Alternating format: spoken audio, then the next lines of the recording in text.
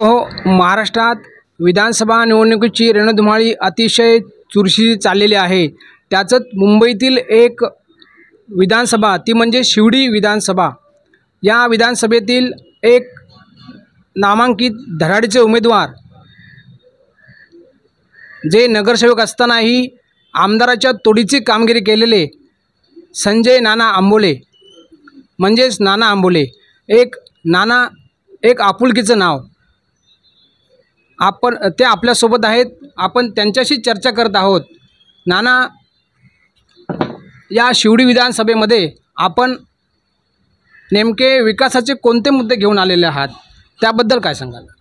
म्हणजे आमदार झाल्यानंतरची आता तुम्ही आमदारकीला येत असताना कोणते विकासाचे मुद्दे घेऊन उभे आहात, चालत आहात?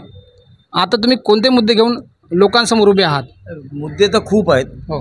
मुद्दे असं बघायला गेलं तर 15-20 वर्षापासून ज्या पद्धतीने शिवडीची वाटचाल व्हायला पाहिजे होती ती झालेली नाही. मी नगरसेवक असल्यामुळे मी नगरसेवकाच्या सहजे काम असते ते मी केलं. आमदाराचं काम असते डेव्हलपमेंट, लोकांच्या समस्या, ज्या विकासाचे मुद्दे, हे सगळे आमदारांची कामं असतात. मी माझ्या वेळेला जे जनतेला देणं लागतो, आपण जनतेने ज्यावेळेस विश्वासाने नगरसेवक बनवतात त्यावेळेला जे देणं लागतं त्याच्यामधलं एक शब्दप्रयोग सगळ्यांना प्रचलित आहे, वॉटर गटर मीटर. त्याच्यामध्ये मी कुठेही कमी पडलो नाही. आणि त्या 198 जुना आणि आताचा 203 ह्या विभागाचा नगरसेवक असताना देखील संपूर्ण शिवडी विधानसभा माझ्याकडे येऊन कामं करून घ्यायची. त्यातली कामाची स्वरूपं सांगतो म्हणजे ती लक्षात आली पाहिजे. माझ्या विभागात केम, वाड्या, टाटा ही 3 रुग्णालय असल्यामुळे गोरगरीब जनता ही त्या गोष्टीसाठीच माझ्याकडे येते. आज पण येते. आज सकाळी पण 3-4 जणांची कामं केली.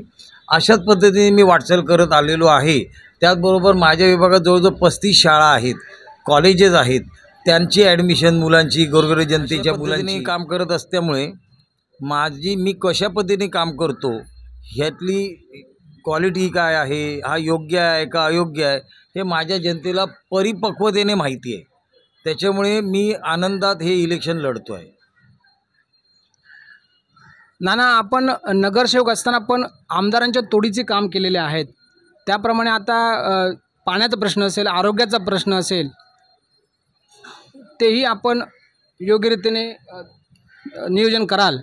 त्यानंतर एक लोकांच्या जीवभावाचा प्रश्न म्हणजे लोकांना पडलेला प्रश्न की आपल्याला पक्षाने तिकीट नाकारले असताना आपण अपक्ष उभं राहण्याचं एक निश्चय केला. त्याच्यामागचं काय धोरण असेल ते 2 मिनिट. कसं आहे की ह्यावेळेस खूप संभ्रमाचं वातावरण ह्या शिवडी विधानसभेत आलं. आणि ह्या ठिकाणची सीट काही महत्त्वाच्या पक्षांनी सोडली. आणि ते सोडल्यामुळे जनतेला एक तिसरा चेहरा, का तर ह्या दोन्ही जे उमेदवार आहेत त्यांच्या व्यतिरिक्त तिसरा चेहरा पाहिजे असं जेव्हा जनतेने आग्रहाने मला पुढाकार घ्यायला लावला, त्या पुढाकारापोटीच ह्या जनतेचा आदेश हा आपला सगळ्यात महत्त्वाचा हे मानून, मित्रपरिवाराचा आदेश महत्त्वाचा हे मानून मी ह्याच्यात उतरलो आहे. आपल्याला शिवडी विधानसभेमध्ये तिरंगी लढत पाहायला मिळणार आहे. त्यापैकीच एक दमदार नेतृत्व नाना आंबोले साहेब. त्यांना त्यांचे सह उमेदवार म्हणून मनसे असेल, शिवसेना असेल, त्यांच्याबद्दल 1-2 शब्द. नाही, त्यांना शुभेच्छा. मी त्यांच्याबद्दल काहीतरी बोलण्यापेक्षा मी माझ्या जनतेसाठी काय करू शकतो आमदार झाल्यावर ह्याच्यावरती मला जास्त बोलायला आवडेल. त्यांना मनापासून शुभेच्छा. आणि ते दोघेच नाही आहेत, मी आणि अजून 6 जण आहेत, एकूण 7 जण आहे. माझा नंबर 7वा आहे. माझी निशाणी बॅट आहे. त्याच्यामुळे त्या इतरांपेक्षा बोलण्यापेक्षा माझी जनतेच्या बरोबर जी नाळ जुळलेली आहे त्यांच्यासाठी मी काय करू शकतो, मी काय करणार आहे, हे सगळ्यात महत्त्वाचं. विचार असं वाटतं की आपण विधानसभेतील निवडणुकीत आपण वेगळे कोणते मुद्दे घेऊन आलेत? आरोग्याचा मुद्दा असेल, पाण्याचा मुद्दा असेल, त्याप्रमाणे लोकांना तुम्ही निवडणूक जिंकल्यानंतर कोणत्या सुविधा देणार आहात, त्याबद्दल काय सांगा?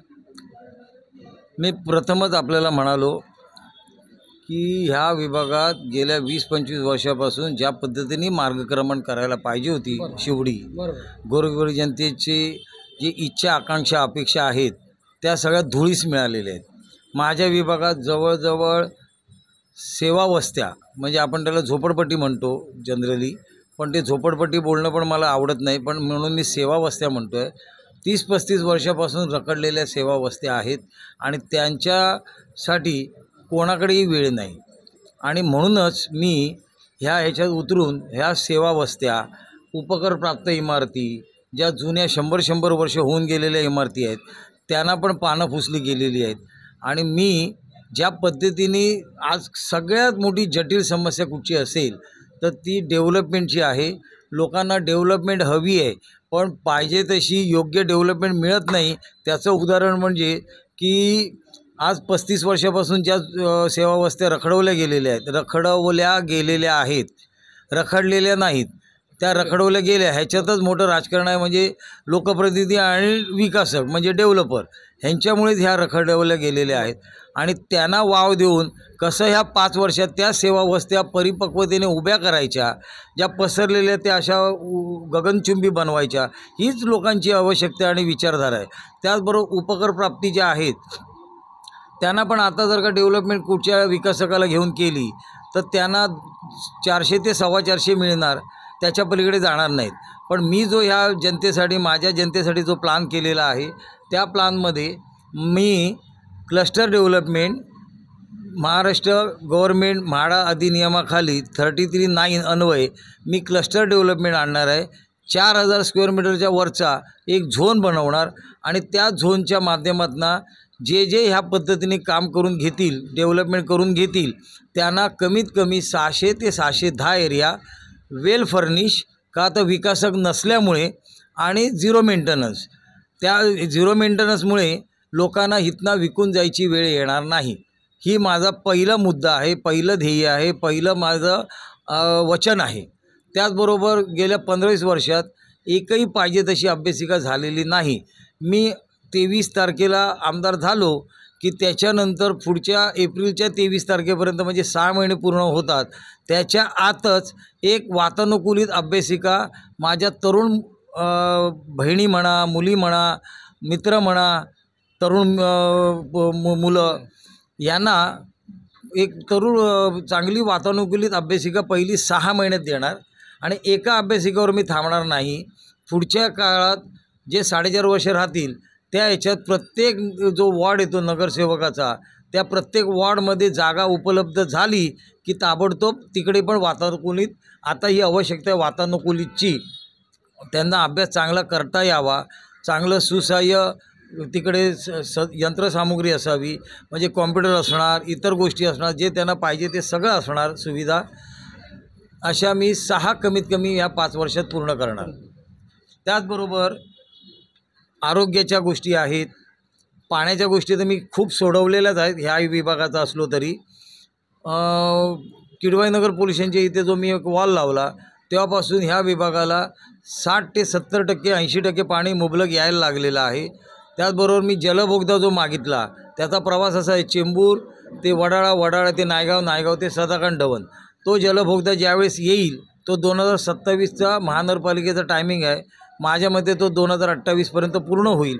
तो पूर्ण झाल्यावर एवढं पाणी मिळणार आहे लोकांना की कुठेही पाण्याचे पासून ह्या विभागात अशी वस्ती, अशी इमारत वंचित आहे असं वाटणारच नाही. हे माझं खात्री आहे की माझ्या विभागातील लोकांना पाणी, स्वच्छता, पाण्यापासून वंचित राहणार नाही. आणि स्वच्छतेच्या पलीकडे जाऊन मला काम करायचं आहे की त्यांना कुठेही दुर्गंधी, कचरा दिसणार नाही, एवढी काळजी घेऊन मी काम करणार आहे. नाना, अजून एक मुद्दा, आपलं जिजामाता नगर गेली 28 वर्ष रखडलेलं आहे. अबुजानगर पण त्याचप्रमाणे रखडलेलं आहे विकासासाठी. त्यासाठी आपण काय प्रयत्न करा? बघा, मी आताच म्हणालो की 30 ते 35 झोपडपट्ट्या रखडवल्या गेलेल्या आहेत, रखडलेल्या नाहीत. तिकडे जिजामाता नगर असो किंवा इतर बाकीच्या सेवा वस्त्या असोत, कित्येक मुलं मुली अत्यंत चांगल्या पद्धतीने शिक्षण घेतलेलं आहे अशा वस्त्यांमध्ये राहून गजबजलेला. तिथे कुठे ना कुठेतरी बारशाचं, मुंजीचं, लग्नाचं, साखरपुड्याचे लाऊडस्पीकर चालू असतात, इतर काही उत्सव चालू असतात. त्या अशा परिस्थितीत त्यांनी स्वतःचा अभ्यास करून एक चांगलं दैदिप्यमान यश मिळवलेले मुलं आहेत, पण त्यांची लग्न होत नाही का तर त्या मुली कोणी अशा वस्त्यांमध्ये यायला तयार नाहीत. आणि अशाची जाणीव ठेवून मी ह्या सगळ्या गोष्टी पूर्ण करण्याच्या मार्गाकडे असणारच. पण त्याचबरोबर ह्या ज्या रखडवल्या गेलेल्या आहेत हे अजूनही लोकांना कळत नाही आहे, जनतेला कळत नाही आहे.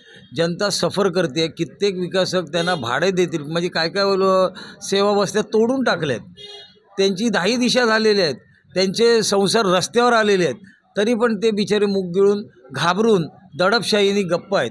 आणि अशा गोष्टी ज्या आहेत त्याच्यामुळे जनतेचा उठाव आहे ह्यावेळेस, ते बदल नक्कीच घडवतील. त्याचबरोबर तुम्ही अभुदयनगरचं जे म्हणालात तर मला एवढी कल्पना आहे, मला जी माहिती आहे की त्यांना 675 एरिया हा गव्हर्मेंटनी सांगितलेला आहे.